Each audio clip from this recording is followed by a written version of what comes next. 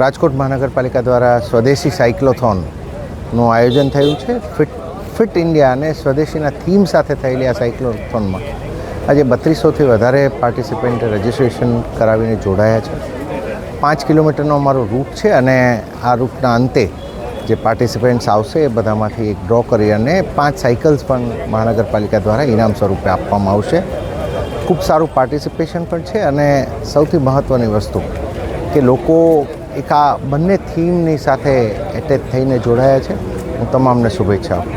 ભારત દેશના માનનીય વડાપ્રધાન નરેન્દ્રભાઈ મોદી સાહેબની ફિટ ઇન્ડિયાની મુહિમને ઉજાગર કરવા માટે આજે સમગ્ર ગુજરાતની અંદર માનનીય રાજ્યના મૃદુ અને મક્કમ માનનીય મુખ્યમંત્રી શ્રી ભૂપેન્દ્રભાઈ પટેલ સાહેબ અને રાજ્યના નાયબ મુખ્યમંત્રી શ્રી હર્ષભાઈ સંઘવી દ્વારા આજે સમગ્ર ગુજરાતની અંદર એક સ્વદેશી સાયક્લોથોનનું આયોજન કરવામાં આવ્યું છે.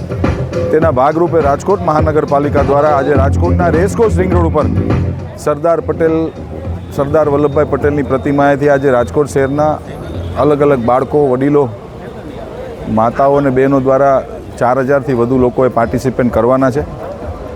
આવનારા 28મી તારીખે રાજકોટ શહેરમાં સ્વદેશી મેરેથોનનું પણ આયોજન કર્યું છે. એમાં પણ રાજકોટના હજારો લોકો જોડાવા જઈ રહ્યા છે.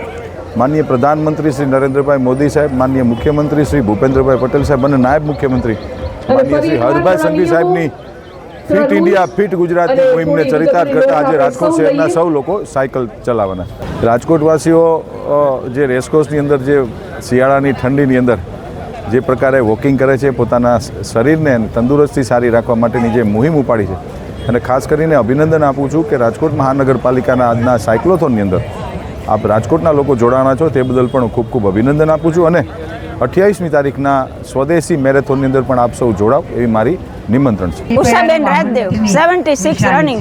બહુ સરસ આવી ઇવેન્ટ બધા સાયકલિંગ કરવા માટેની પ્રેરણા આપતી રહે છે અમને લોકોને. બહુ સ્વાસ્થ્ય માટે તો ખાસ જરૂરી છે. સાયક્લોથોન એટલે આત્મનિર્ભર અને ઇકોનોમિકલી ફાયદો છે. તમે કાંઈ પણ સાયકલ લઈને જાવ તો પેટ્રોલ વાહન 25 થી 30 બસ એમ કે તે લોકો જેમ બીજી સ્પોર્ટ્સને મહત્વ આપે છે એમ સાયકલિંગને પણ મહત્વ આપવું જોઈએ તો શરીર પણ સ્વસ્થ રહેશે અને પોતે સમાજનું, પોતાના ફેમિલીનું, દેશનું કાર્ય કરી શકશે. મારું સ્વાસ્થ્ય એકદમ સરસ છે. આજે આ ઉંમરે પણ મારે એક પણ જાતની દવા લેવી પડતી નથી. શરીરનો કોઈ પણ જાતનો દુખાવો નથી અને રોજ 6:30 વાગે સાયકલિંગ માટે નીકળી પડું છું. 2 કલાક રોજ કરી લઉં છું સાયકલિંગ. સાંજ સમાચાર ફેસબુક પેજને લાઇક કરો, વિડીયો શેર કરો અને વધુ વિગતવાર સમાચાર માટે sanssamachar.net વિઝિટ કરો.